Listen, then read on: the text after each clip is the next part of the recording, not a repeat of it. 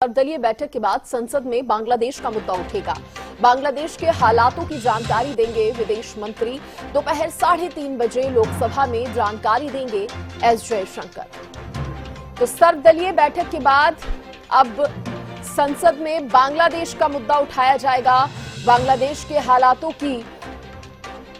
हालातों पर बातचीत होगी।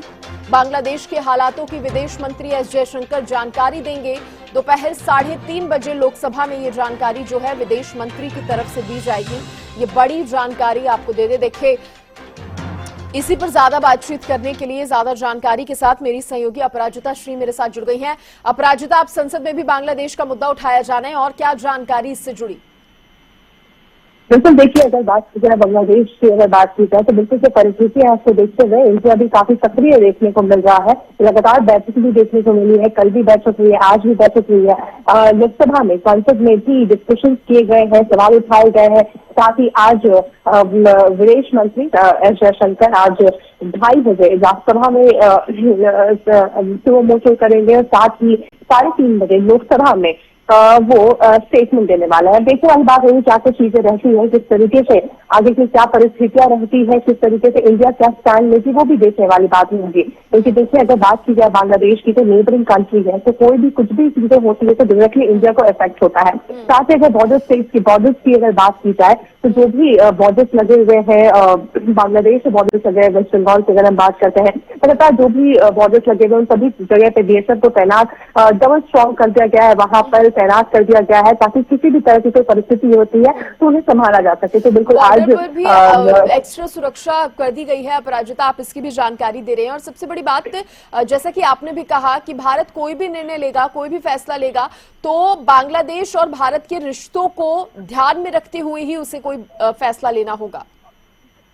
जी बिल्कुल, देखिए, अगर बात की जाए बांग्लादेश की तो काफी फ्रेंडली बांग्लादेश के साथ हमारा इंडिया का रहा है। चाहे जब पाकिस्तान बांग्लादेश का जब इंडिपेंडेंस हुई थी बांग्लादेश की पाकिस्तान से, तब भी हमने देखा था किस तरीके से इंडिया ने इंटरव्यू किया था और लगातार हमने देखा है शेख हसीना इंडिया के दौरे पे रहती आई है। तो काफी फ्रेंडली बांग्लादेश के साथ हमारा रिश्ता रहा है। तो बहुत जरूरी हो जाता है कि किस तरीके से इंडिया का इंटरव्यू करती है। और लगातार जब बात की जाए बांग्लादेश की भी तो कई स्टूडेंट्स थी, इंडियन स्टूडेंट्स, इंडियन रेसिडेंट्स थी, बांग्लादेश में रहते हैं। हालांकि कई लोगों को वहां से वापस लाया जा चुका है, ट्रेन को कैंसिल किए जा चुके हैं, इंडिया टू बांग्लादेश के ट्रेन से कैंसिल किए जा चुके हैं, फ्लाइट से कैंसिल किए जा चुके हैं, ताकि किसी तरह की जो परिस्थिति उत्पन्न होती है उसे इंडिया सॉल्व कर सकते। तो बिल्कुल लगातार बैठक देखने को मिल रही है, बांग्लादेश को लेकर के लगातार बैठक देखने को मिल रही है।